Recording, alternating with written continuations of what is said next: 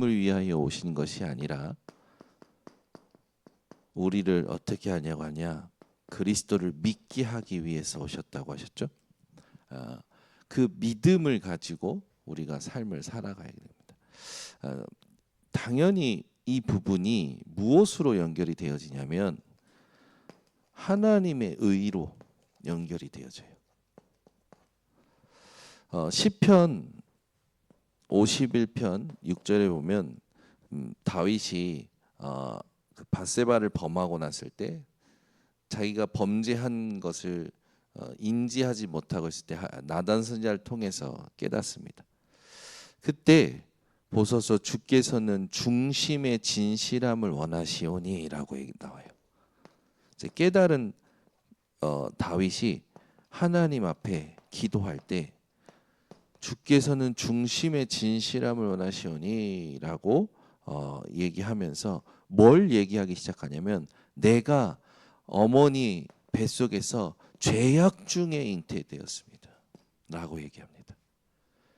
그러면서 하나님께 자기를 회복하게 해달라고 기도할 때 그 회복을 두고 또 어떤 기도가 나오냐면 자기 존재가 하나님으로 말미암아 바뀐 사실을 얘기하죠. 그래서 내게서 성령을 거두지 마옵소서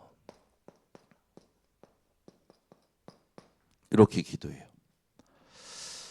결국 다윗이 하나님께 기도할 때 뭘 가지고 기도했냐면 자신의 존재가 어떤 존재였고 하나님의 어떠한 은혜를 입었고 내가 앞으로 살아가는 것도 어떠한 존재로 살아가는지 존재에 대한 이유와 의미와 완성을 두고 기도합니다. 그래서 하나님께서 다윗을 회복하실 때 다윗이 잘하고 못하고를 넘어서서 다윗의 기도에 응답하시는데 다윗의 기도를 보면은 우리가 하나님께 응답받을 기도가 어떠한 내용이든지 알아야 되는 거죠. 그래서 하나님께서 의롭게 여기시는 건요, 내 존재를 바꾸신 그리스도를 믿을 때에 의롭게 여기시죠. 근데 이스라엘의 오늘도 보면 성경에 보면 그들은 열심을 가지고 자기 의를 이루려고 해요. 이게 굉장히 무서운 거죠. 사람들은요 자기가 한 것으로 자기를 확인하거든요. 자기가 그 뭔가 열심히 하고 또 자기가 해왔던 것들 가지고 자기 인생을 평가합니다.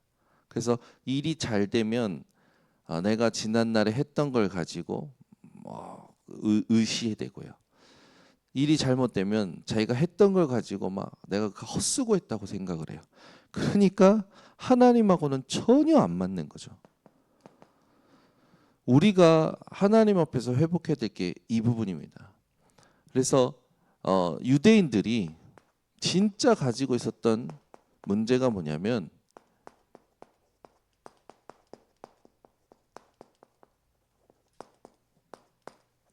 복음을 깨닫질 못하는 거예요.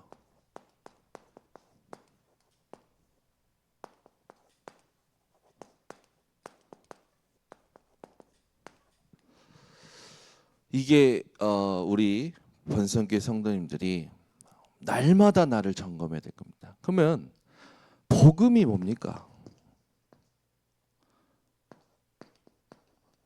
예수가 그리스도라는 거는 다 알잖아요. 복음이라는 게. 근데 그 예수님께서 요한복음 19장 30절에 십자가에서 말씀하셨습니다. 다 이루셨다. 저는 이게 언제 처음으로 내 인생에 결론이 났냐면 이게 결론이 나야 돼요. 여기에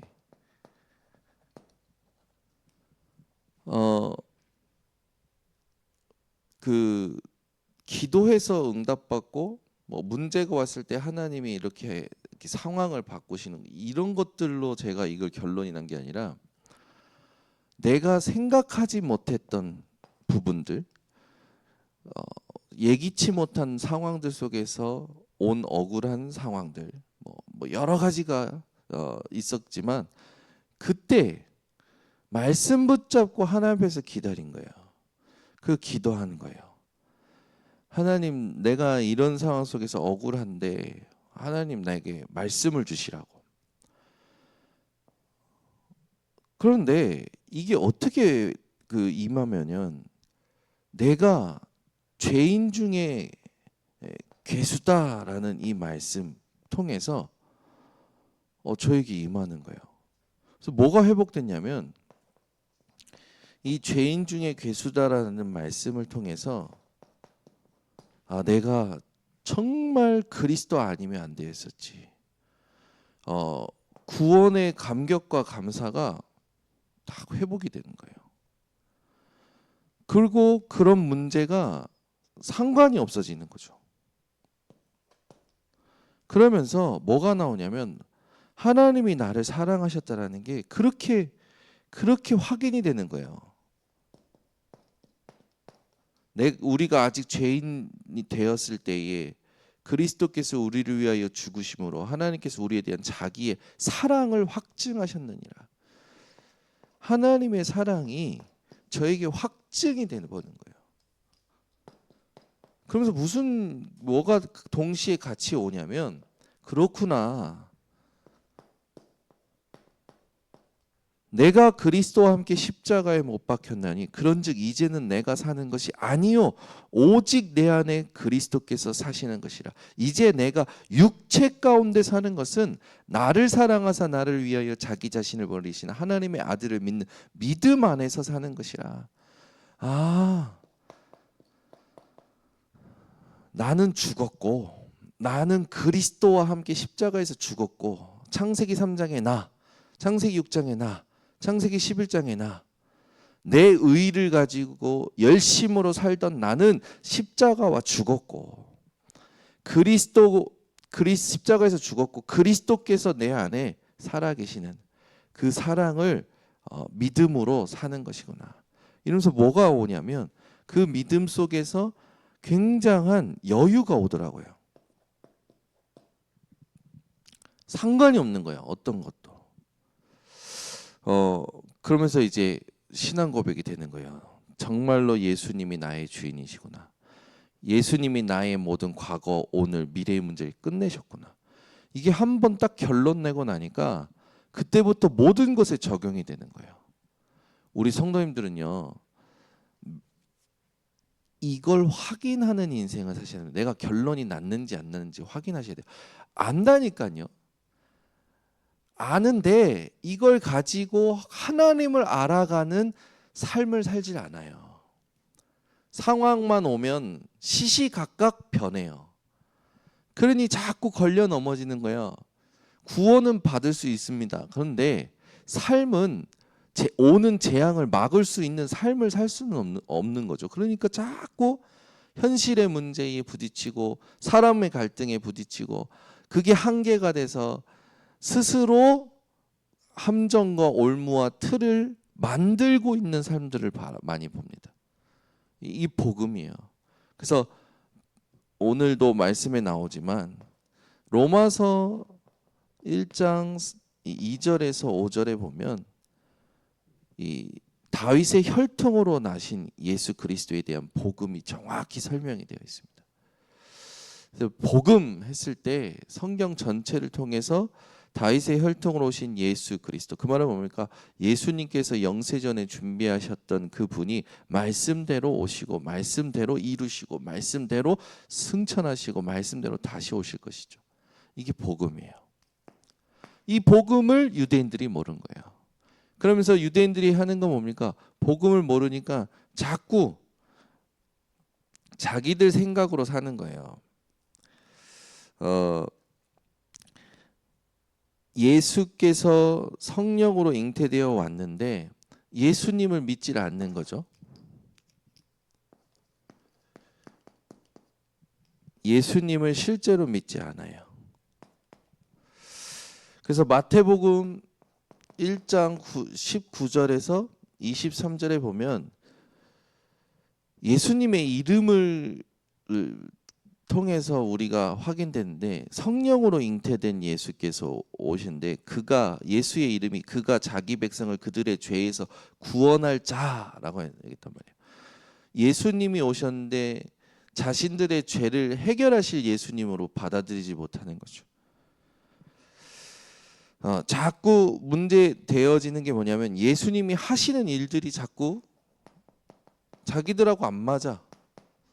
혼인 잔치에서 이 포도주를 베푸시고 안식일에 병든 자를 치유하시고 또 세리와 죄인된 세리와 밥을 드시고 자기들의 지금까지 살아왔던 율법주의, 의식주의, 모든 선민 사상에 안 맞는 일을 계속 하시는 거예요. 왜 그러냐? 예수님이 주인공인데 예수님이 주인공으로 느껴지질 않는 거지. 그 예수께서 궁극적으로 우리에게 행하신 일이 그리스도입니다. 그리스도라는 이 단어는 기름 부음 받은 자라는 의미를 가지고 있죠. 하나님의 일을 위임할 때 기름을 부었어요. 왕,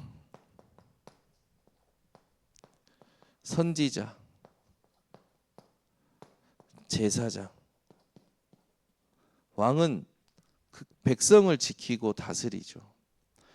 하나님께서 예수를 그리스도로 보내셔서 우리를 다스릴 때 제일 먼저 한 게 뭡니까? 사단의 머리를 깨뜨리신 겁니다. 사단은 완전히 깨어졌어요. 이 머리가 깨진 사단의 권모 술수에 우리 성도님들은 당하지 말고 그 계궤잖아요. 하나님의 전신갑주를 입고 오늘도 승리하시기를 바랍니다. 어제 수요예배 메시지 하고 나서 다시 묵상하는데 그래 마른 뼈다귀가 큰 군대가 됐다. 이 말은 뭐냐? 큰 군대라는 건 승리를 얘기한단 말이에요. 아, 우리에게 하나님이 주신 게 승리를 주신다라는 거구나. 이게 가슴에 부딪히면서 그렇지. 우리는 모든 것에서 예수 그리스도의 이름으로 이미 승리했지. 찬양이 생각나는 거예요. 이미 승리했네. 승리한 싸움을 싸우고 있다. 선지자 했을 때 뭡니까? 하나님의 말씀을 예언하고 가르치고 인도하는 거잖아요. 예수 그리스도께서 우리에게 말씀을 통하여 우리 인생 전체를 인도하시죠. 우리가 절대 해결할 수 없었던 죄의 문제, 사망의 문제가 제사장 되신 예수 그리스도로 끝났습니다. 근데 중요한 건 뭐냐면 이 예수 그리스도께서 행하신 일을 우리에게 축복으로 주셨어요. 그래서 너희는 택하신 족속이요 왕 같은 제사장이요. 그러니까 우리가 그리스도로 말미암아 이 땅에서 하나님의 형상을 누리고 살아갈 자들인 거죠. 그래서 예수를 믿지 않기 때문에 계속 노예되고 포로되고 속국되고 유랑민으로 죄의 종노릇하고 사단의 종노릇하는 비참한 인생을 살아가는 거예요. 믿었는데도 불구하고 계속 속는 거죠. 미혹의 영이 있다라는 겁니다. 여러분들이 복음 했을 때 예수 그리스도께서 우리에게 주신 언약의 말씀들과 함께 그 예수가 그리스도라는 이 부분이 나의 것이 되어지는 게 너무 중요하죠. 그래서 바울은 증인으로서 이 예수 그리스도의 증인으로서 살아가요. 유대인들은 예수 그리스도의 증인이 아니라 자기 의의 증인들이었단 말이에요. 자기의 열심, 율법, 선민 사상 거기에 증인이었지 복음의 주인공 되신 예수 그리스도의 이름의 증인이 되지 않았던 거죠. 바울은 증인 될 때 뭘 가지고 하나님 앞에서 살아가냐면 나의 복음이라는 말을 로마서 16장 25절에서 27절에 얘기합니다. 또 나의 전도 바울은 이 두 가지의 증인으로 살아가요. 우리 번성교회 성도님들이요, 예수, 이 복음의 주인공 되신 예수가 나의 것이, 그를 전하는 나의 전도가 회복되시기를 예수 그리스도로 축원합니다. 그래서 결론적으로 유대인들은 자꾸만 잘못된 이 틀을 가지고 있었죠. 여기서 벗어나질 않는 거예요. 여기에 가장 문제가 됐던 게 뭐냐면 선민사상. 결국 잘못된 전통주의, 율법과 이걸 통해서 또 자기들만 구원받는 민족주의, 여기 빠져버린 거예요. 결국 이 부분들이 교회에 영향을 줘버렸어요. 그래서 고넬료, 이방인 고넬료 집에 가서 식사한 것 때문에 시비 겁니다. 베드로도 사실은 이 부분에 영향을 받은 것이 성경에 나오죠. 우리가 진짜 하나님 앞에서 회복해야 될 게 뭐냐? 이 부분이 유대인들에게 뭐가 된 거냐면 체질이 돼 버려 있는 거예요. 우리도 알게 모르게 다 이루었다 하신 그 말씀 가지고 숙명론에 빠져서 아무것도 안 하는, 똑같은 겁니다. 아무리 좋은 단어가 나오면 뭐 합니까? 내게 생명이 돼야 되는데, 우리 성도님들은 이 잘못된 틀이, 체질된 부분들을 이제는 완전히 벗어버리고 하나님이 원하시는 믿음의 상태를 회복하시기를 예수 그리스도로 축원합니다. 기도하겠습니다. 하나님 감사합니다. 오늘도 우리의 기도가 다윗처럼 그리스도로 말미암아 우리의 존재를 완성시키신 하나님을 향하여 깊은 묵상이 되어지게 하여 주시옵소서. 우리가 지난날 복음 모르고 어떻게 살았었는지, 복음을 깨닫고 지금까지 인도받은 삶이 무엇인지, 하나님이 우리를 어떻게 보고 계시는지, 유대인들의 진짜 문제가 복음 깨닫지 못했던 것이었음을 오늘 하나님 돌아보며 내가 알고 있는 복음, 내가 알고 있는 예수, 내가 말하고 있는 이 복음이 정말로 나의 것인지 확인하게 하여 주셔서 잘못된 틀이 체질된 그 모든 상태들을 벗어버리고 하나님 앞에 새로운 피조물로, 새로운 상태로 하나님의 새 일을 보는 모든 증인들 되게 하옵소서. 예수 그리스도의 이름으로 축복하고 기도드리옵나이다. 아멘.